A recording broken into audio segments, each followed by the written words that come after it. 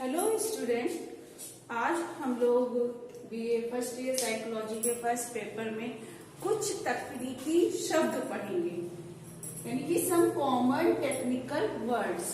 तो ये technical words क्या हैं जो हम मनोविज्ञान में यूज करते हैं। ऐसे वर्ड्स मनोविज्ञान में आप लोग हर साल पढ़ेंगे, बार बार पढ़ेंगे। तो उन वर्ड्स का आपको मतलब मालूम होना चाहिए, उनका अर्थ मालूम होना चाहिए कि ये वर्ड्स हैं जो वो क्या अर्थ प्रदर्शित करते हैं। कुछ वो अलग से वर्ड होंगे जो बार बार ही यूज हो रहे होंगे। जब तक आप साइकोलॉजी पढ़ेंगे तब तक ये वर्ड्स आएंगे। ये साइकोलॉजी के वर्ड हैं, ठीक है। तो ये टेक्निकल वर्ड है।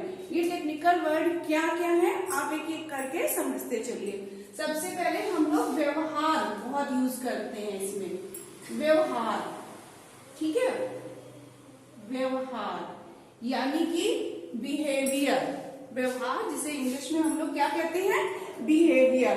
तो व्यवहार इस मनोविज्ञान में प्राणी की उन सभी क्रियाओं, सभी गतिक क्रियाओं, प्रत्युत्तरों, यानी कि जो किसी भी चीज के लिए वो उत्तर देता है, रिस्पॉन्स करता है, वो सभी क्रियाएं, प्रत्युत्तर इसमें सम्मिलित होते हैं व्यवहार में, ठीक है। तो व्यवहार को उदाहरण के लिए जैसे क्या है, मनोविज्ञान में व्यवहार का निरीक्षण हम यंत्रों की सहायता से भी करते हैं। यानी कि शारीरिक जो क्रियाएं होती हैं, जैसे ब्लड प्रेशर है, ठीक है, रक्त प्रवाह है, श्वास गति है, ये सभी व्यवहार के अंतर्गत ही आता है। तो ये एक तरह की शारीरिक क्रियाएं हो गई, क्योंकि हम व्यवहार को क्रिया के रूप में ले रहे हैं ना। तो ये शारीरिक क्रियाएं या मानसिक क्रियाएं, ये सभी व्यवहार में आ रही हैं। प्रत्युत्तर किसी भी तरह का, तो जो इसको हम यंत्रों की, जो ये शारीरिक क्रियाएं हैं, इनका मनोविज्ञान में हम यंत्रों की सहायता से भी निरीक्षण करते हैं। वो क्या चीजें हैं, जैसे ब्लड प्रेशर है ना, मशीन से नाप लेते हैं, हृदय की धड़कन, जब व्यक्ति, ये सब मनोविज्ञान में कैसे क्यों यूज करते हैं हृदय की धड़कन। जैसे अगर कोई व्यक्ति है, उसको बहुत अधिक क्रोध आ रहा है, तो उसके हृदय की धड़कन बढ़ जाएगी, या डर में है, भयभीत है, तो उसकी हृदय की धड़कन बढ़ी हुई होगी, बीपी बढ़ जाएगा, ब्लड प्रेशर बढ़ जाएगा, और रक्त प्रवाह भी बढ़ा हुआ होता है। तो ये सब व्यवहार भी हम चेक करते हैं कि ये किस कारण से हो रहा है, ठीक है। तो ये तकनीकी शब्द, एक व्यवहार का यूज हम बराबर करते रहेंगे हर चैप्टर में, हर एक क्लास में, मतलब first year, second year, third year, हर क्लास में इस तरह के शब्द यूज होंगे। दूसरा शब्द आता है प्रत्युत्तर। प्रत्युत्तर यानी कि रिस्पॉन्स, ठीक है। प्रत्युत्तर, रिस्पॉन्स क्या है, प्रत्युत्तर किसे कहते हैं मनोविज्ञान की भाषा में, प्रत्युत्तर क्या है, ठीक है। तो किसी उद्दीपक के परिणाम स्वरूप, कोई भी उद्दीपक जब प्रस्तुत होता है तो उसके परिणाम स्वरूप व्यक्ति क्या क्रिया करता है। कोई भी उद्दीपक प्रस्तुत होने के पश्चात व्यक्ति क्या क्रिया कर रहा है, उसी को हम लोग प्रत्युत्तर कहते हैं, रिस्पॉन्स कहते हैं, कि उसका रिस्पॉन्स क्या था। अब ये रिस्पॉन्स किसी संवेग के रूप में भी हो सकता है, ठीक है, किसी क्रिया के रूप में हो सकता है, शारीरिक मानसिक दोनों प्रकार की क्रियाओं के रूप में प्रत्युत्तर हो सकता है। तो इस तरह का वर्ड हम यूज करते हैं मनोविज्ञान में, प्रत्युत्तर। इसके बाद एक आता है उद्दीपक।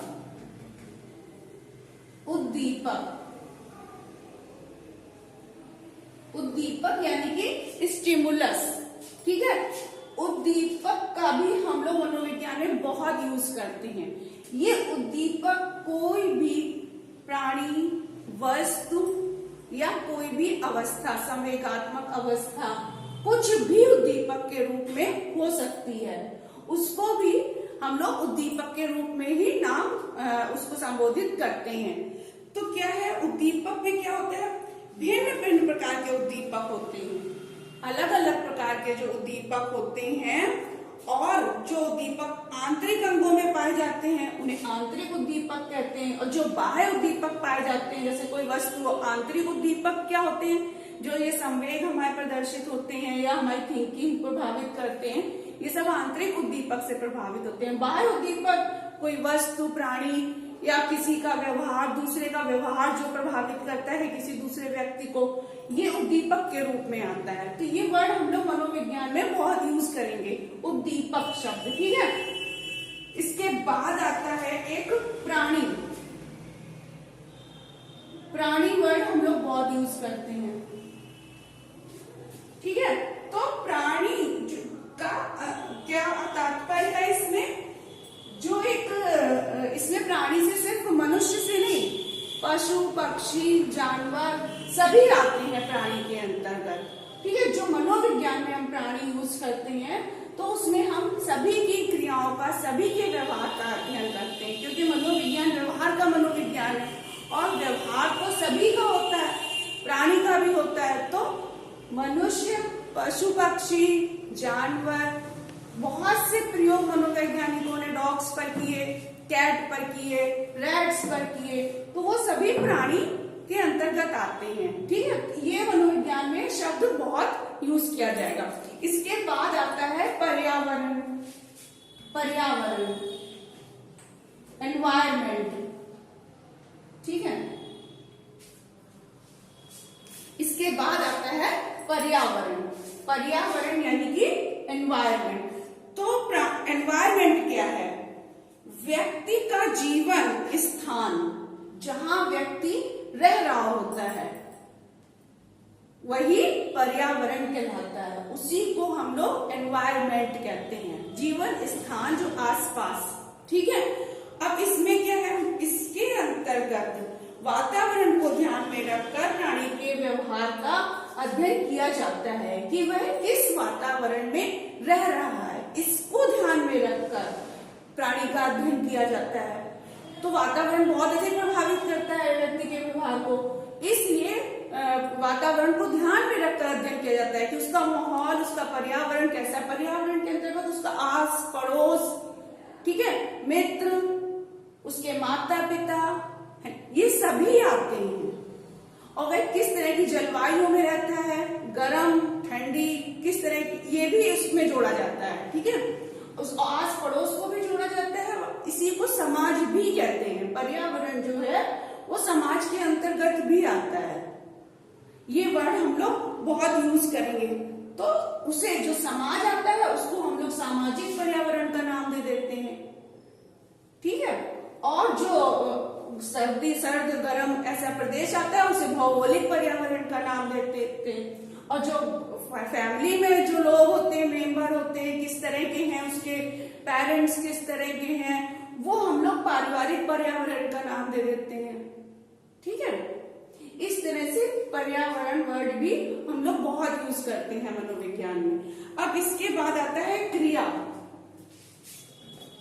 क्रिया यानी कि एक्टिविटी, ठीक। क्रिया यानी कि एक्टिविटी हम लोग बहुत यूज करेंगे। तो क्या है कि शक्ति के द्वारा उत्पन्न परिवर्तन, कोई भी शक्ति होती है उसके द्वारा उत्पन्न परिवर्तन या कोई भी क्रिया, जब वो कोई क्रिया करेगा तो गति होगी, तो यह एक प्रकार की शरीर द्वारा की गई क्रिया कहलाती है। कोई भी परिवर्तन, प्रक्रिया या गति, किसी भी कार्य कुछ भी हो रहा है तो उसमें कोई गति उत्पन्न होगी, उसी को शरीर की क्रिया कहते हैं। अब इसके बाद एक और वर्ड आता है समायोजन। समायोजन हम लोग बहुत यूज करेंगे। समायोजन, एडजस्टमेंट। समायोजन वर्ड, एडजस्टमेंट हम लोग बहुत यूज करते हैं मनोविज्ञान में। तो क्या है समायोजन का अभिप्राय, समायोजन से तात्पर्य उस अवस्था से है जिसमें एक और व्यक्ति की आवश्यकताएं होती हैं, ठीक है, और दूसरी ओर पर्यावरण की मांगे। समायोजन तो बहुत इंपॉर्टेंट चीज है ना, व्यक्ति के बीच में और पर्यावरण आवश्यकताओं के बीच में। तो व्यक्ति की आवश्यकताएं तो बहुत होती हैं, अनगिनत होती हैं आवश्यकताएं, लेकिन हर आवश्यकता की पूर्ति तो नहीं कर पाता है, ठीक है। तो उसको जो पर्यावरण मिलता है उस पर्यावरण में कुछ आवश्यकताएं वह पूर्ण कर पाता है और बहुत सी आवश्यकताएं अपूर्ण रह जाती हैं। उन अपूर्ण अवस्थाओं के कारण व्यक्ति में क्या होता है, तनाव उत्पन्न होता है। लेकिन उन अपूर्ण अवस्थाओं पर्यावरण के बीच जब कोई आवश्यकता पूरी नहीं हुई, पूर्ण नहीं हुई, तो हमें समायोजन स्थापित करना पड़ता है, एडजस्ट करना पड़ता है। जो व्यक्ति समायोजन स्थापित नहीं कर पाता है वो कुसमायोजित कहलाता है, वो कुसमायोजित व्यक्ति हो जाता है। इस तरह से ये बहुत इंपॉर्टेंट है व्यक्ति के जीवन में कि उसको समायोजन करना आना चाहिए। इस तरह से ये हमारे कुछ टेक्निकल वर्ड्स हैं जो हम मनोविज्ञान में बार बार यूज करेंगे। जैसे तब आप लोग कंफ्यूज मत होइए कि उद्दीपक क्या होता है ना, अभी आपको ये सब क्लियर हो गया कि उद्दीपक क्या होता है, प्रत्युत्तर क्या होता है, व्यवहार क्या होता है, प्राणी क्या होता है, पर्यावरण क्या है, क्रिया क्या है, समायोजन क्या है। ठीक है, तो ये वर्ड जब आए तो आप समझ लीजिएगा इसमें मनोविज्ञान में जब यूज हो रहे हैं तो इनसे ये तात्पर्य है। ठीक है, आप लोगों को समझ है। Thank you.